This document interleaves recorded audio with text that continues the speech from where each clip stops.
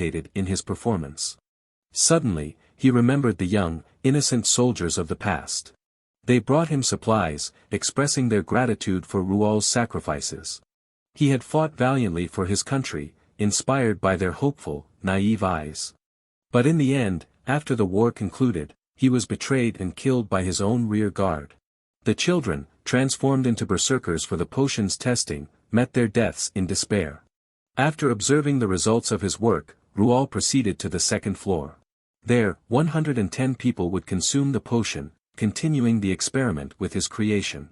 The final act, set on the top floor, would involve those considered the masterminds of this place. Rual methodically executed his plan, joyfully sealing all exits. The institute's director and leaders, unaware of the unfolding events, were in a closed meeting on the top floor. The anxious son, eager to quickly bribe the royal army for protection, was frantic about his own survival. However, the director had to calm his son, admitting their powerlessness in this situation. After all their discussions, they found themselves trapped for 2 hours, rendering their elaborate plans utterly worthless. Finally, Rual reached the top floor and began his own game. The sight of the general's unmistakable image on the window sent them into a frenzy, as everyone knew the general was dead. This meant the image was a patchwork of the general's remains, meticulously assembled by Rual. Hence, it appeared extremely ghastly, just as Rual had hoped they would appreciate his little gift. His mask, made from the general's flesh, signified that from this moment, he would closely monitor everything they did. They were taken back to the moment in the drug storage room. The empty shelves and news that the potion had been tested on all lower floors overwhelmed Benek with shock. Realizing there was no way out, they were forced to start Rual's proposed game of hide and seek. The prospect of hiding in the institute seemed both fun and exciting. In a panic, they pushed and shoved each other, trying to find a safe place to hide, but unsure where true safety lay. Whoever survived this horrific night would live to see the next morning. And among those sitting here, who would be the first to be caught? So, they decided to lock the doors of this room and remain still until morning. However, it was still 6 hours until dawn. What they needed now was to find a room where the hero, Rual, could not find them. Benek took charge of leading everyone to such a place, possibly a secret room unknown to others.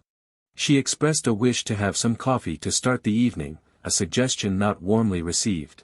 But no one dared to contradict her, as she was the only one who knew of the hiding place, unaware of Benek's ulterior motives. She brought coffee to everyone, but Lucas unexpectedly suggested swapping cups with her, wary of her possibly poisoning the drink, given her background in developing deadly drugs. Benek's face registered shock and a fleeting sense of guilt upon hearing this request. But she didn't bother to hide her intentions any longer, as it was time to drop the curtain on this act. She knew the person before her was not Lucas but Rual himself. She realized this because he adhered to the principle of tit-for-tat revenge and knew the letter he had read did not come from the royal family. Rual had overheard everything they had discussed in the room, nothing was hidden from him. This intelligence delighted Rual, as he had meticulously planned everything. This realization marked the beginning of a more intriguing game for the night. Benek was also excited as everyone was now in a sealed space with no escape route. She thought she had won the game of hide and seek by spiking the coffee of 2 people, turning them into berserkers. However, the drug had been upgraded to be 100 times stronger, and they would soon transform. Benek wore a triumphant smile, proud of her flawlessly executed plan. But Rual's question plunged her from heaven into hell. What if everything was just her assumption and the truth had yet to unfold? She tried to salvage her hope, insisting that Rual was the real loser in this battle. Rual's subsequent words drove her to the brink of madness, forcing her to stay alert and carefully consider her next move. But now was the moment for her to relish her triumph, as the drug began to take effect. However, to her surprise, the 2 individuals showed no signs of transformation. Why were they unaffected when her drug had been successful until now? Rual burst into laughter, declaring that no matter how much time passed, they would not change. The reason, he revealed, was that the drug only worked on living beings. He had expected this girl to be much smarter, but it turned out there was nothing truly interesting about her. He had simply used basic magic to make it appear as if the 2 had been present in the meeting room all along. In reality, they had been dead for a long time, and Benek was merely laughing at herself. While it took some time to set up this scene, witnessing Benek's confusion was a delightful reward for Rual. He truly viewed these events as mere entertainment. She had thought herself victorious, not realizing she had been surrounded by enemies and had actually lost from the very beginning. As Benek sat on the floor, tears streaming down her face, Rual helped her up and offered some words of comfort. Although she had lost her only weapon, he acknowledged her efforts. He then prepared to show her a stage where she could watch her experiments being carried out. Blindfolded, she was led away, just like the innocent people she had used as guinea pigs. This only added to the excitement and curiosity. When she tried to justify her actions by claiming she was just following orders from above, Rual expressed his disdain for such excuses. When he had dealt with the director and his son, they too had tried to blame Benek for their crimes. But regardless of who lied, in the end, they all shared the same ideas and jointly committed atrocities. Thus, everyone deserved punishment, and there was no need for envy. Blame shifting was now meaningless, so it was better to conserve energy for the upcoming spectacle. First, he threw her into a sea of corpses piled on the floor of the second level, wanting her to witness the fruits of her labor. Benek's screams of pain and refusal to accept this reality echoed through the room. She was forced by Rual to navigate through the pile of monster corpses to open the laboratory door at the end of the corridor. There, the real show was about to take place, and Rual eagerly awaited this part. In the underground laboratory, Benek sat trembling on the floor after witnessing the horrific scenes. However, Rual only sneered, reminding her that she was the one who orchestrated these horrors. Despite having killed countless people in this laboratory, she now played the victim. Rual, refusing to let her feign innocence, listed all her heinous acts. She had dissected a young girl from foot to head while the child screamed in agony. She had also transplanted a monkey's brain into a human, delighting in observing the changes. She had always regarded humans as mere animals, showing no remorse for her barbaric actions. Benek denied everything, claiming it was all fabrication and slander. She thought her actions were so covert that they left no trace, believing Rual had no evidence to accuse her. But for people like her, evidence was no longer necessary. Rual punched her, causing her to stagger and fall. He took her to where the body bags were stored so she could see clearly the undeniable results of her actions. Just as Rual was about to make her experience real agony, she finally broke down and admitted her guilt. However, she claimed it wasn't her choice but that she was unable to defy orders from her superiors. In the end, Benek was just another pawn, failing to make her own decisions and merely following others' commands. She revealed that it wasn't she who sent those innocent soldiers to their deaths but a force behind the scenes. She claimed that the real culprits who doomed the children were the villagers. The drug was effective for only 15 minutes and could be neutralized with water, but the villagers had sealed their gates, refusing the children water and ignoring their pleas. Rual could see a glimmer of hope in Benek's eyes as she spoke those words. But at that very moment, he planned to crush any remaining hope she had. He had his own reasons to seek revenge on the village, but wasn't Benek the one directly responsible for the tragedy? Realizing there was no salvation left for her, she fell into complete despair. Now, it was time for the performance Rual had been most anticipating this evening. He summoned two monsters created by Benek herself to drag her away. Once securely tied to the experimental chair, Benek finally grasped the gravity of her situation. Whether she would live long depended solely on her body's resilience, so Rual wished her luck with a hint of irony. Benek's screams were heart-wrenching, and perhaps now she understood the feelings of those she had so mercilessly experimented on. Rual took the cherished test tubes from the shelf, which Benek had once handled with care. Now, she was forced to consume all the contents of those bottles, the very creations she had crafted. Within seconds of reacting, her throat became parched and burning as if scorched by fire, followed by an uncontrollable wetting of herself.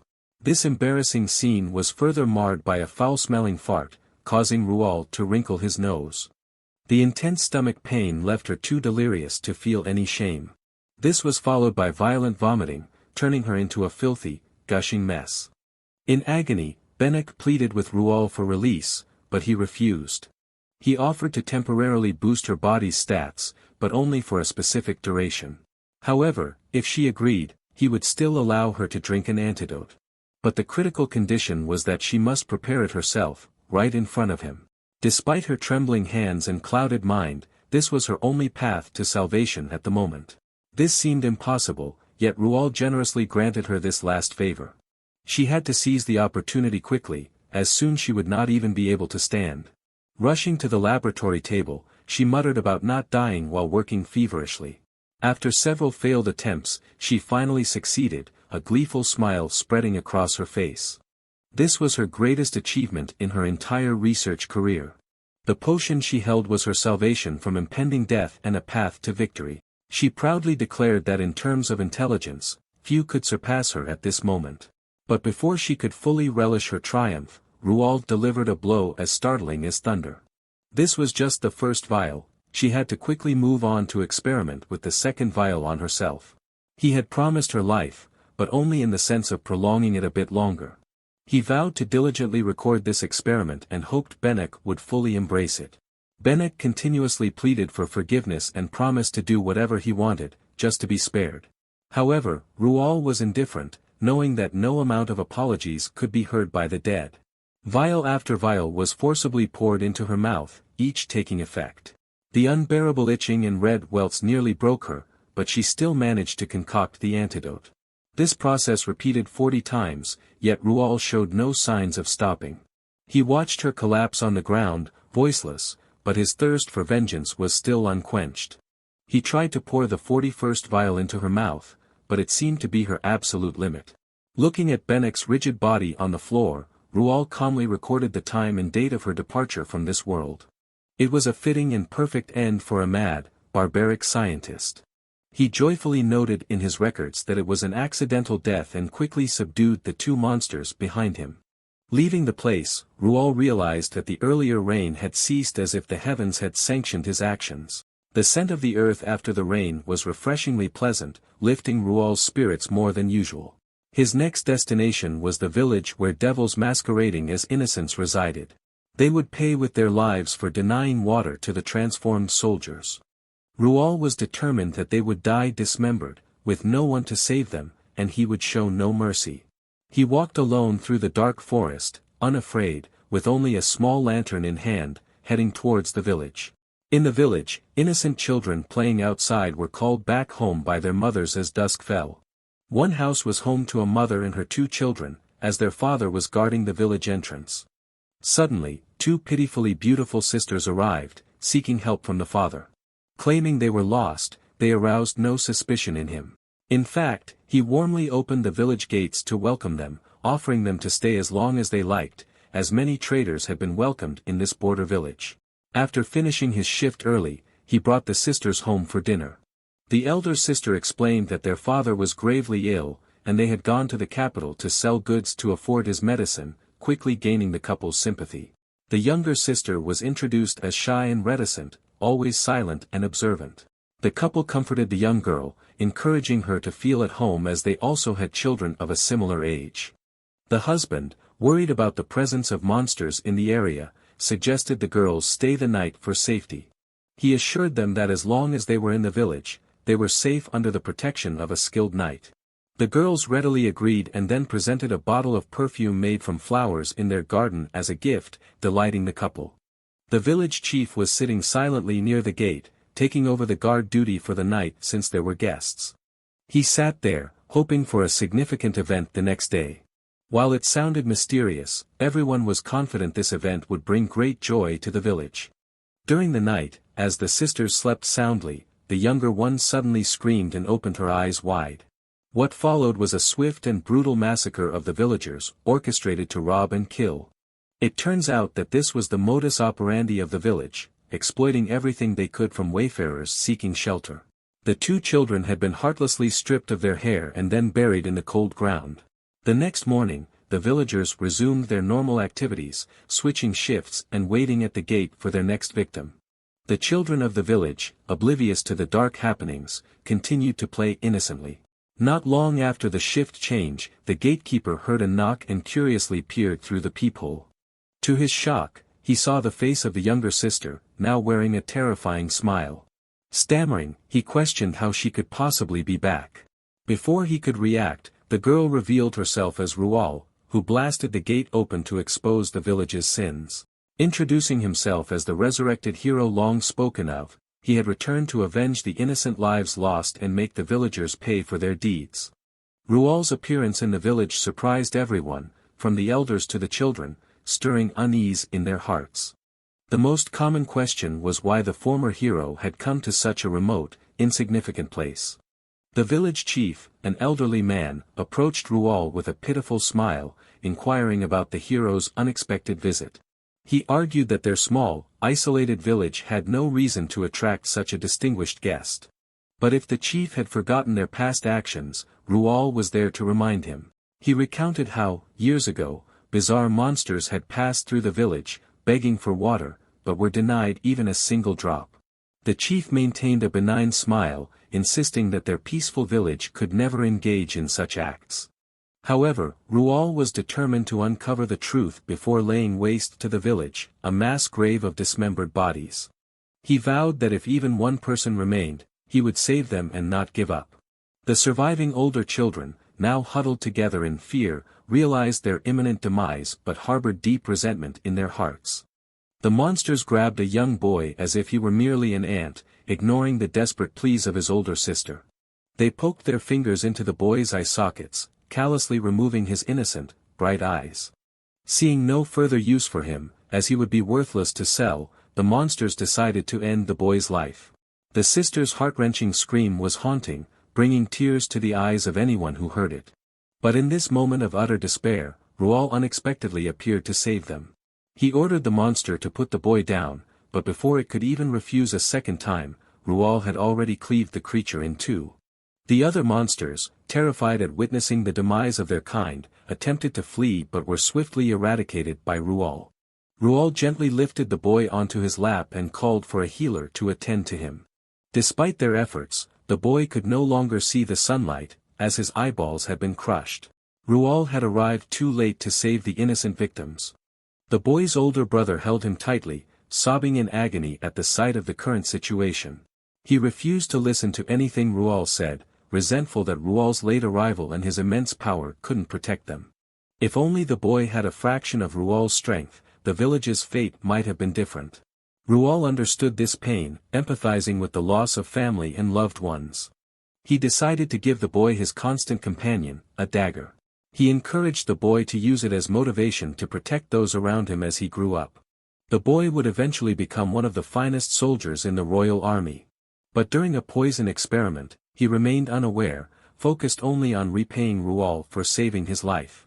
This was the reason for Rual's profound anger and frustration. The children were each given a vial of poison, standing ready to drink it together on command. The orchestrator had also mentioned that the poison would only be effective for a short period before losing its potency. The effects could be mitigated more quickly if water was drunk promptly, as those who consumed it would be extremely thirsty. Just seconds after ingesting the poison, the children felt an immense terror, as if they were in a living hell. They knew that just a bit of water from the Nor village near the edge of the forest could somewhat quench their thirst. Their current plight was a result of a scheme to transform these useless children into controllable and useful assets in battle. But it was also conveniently planned that by the time they reached Nor village, they would self-destruct. In agony, they dragged themselves to the village gates, begging for water, but the villagers were unmoved. Even a single cup of water was denied, leading to their gradual demise outside the village. The village chief eventually appeared to assess the situation but quickly realized something was amiss. The children's pleas that just one cup of water would return them to normal and their promise not to harm anyone revealed that these monsters were still human and capable of human thoughts. Smiling contentedly, the chief held up a water jug in front of these desperate creatures. This only intensified their frenzy, as obtaining the water required payment. To the chief, paying for what one desires was a simple fact of life. However, these were mere foot soldiers, and in their current state, they had no money on them. The village chief not only refused them water but also called the villagers to witness the creature's plight. The villagers spat out continuous insults and expressions of disgust at the creatures. The children, parched and in pain, pleaded with their last bit of strength, only to be met with cruel laughter. The villagers felt a perverse sense of superiority, reveling in the power of being begged by others. They were ungrateful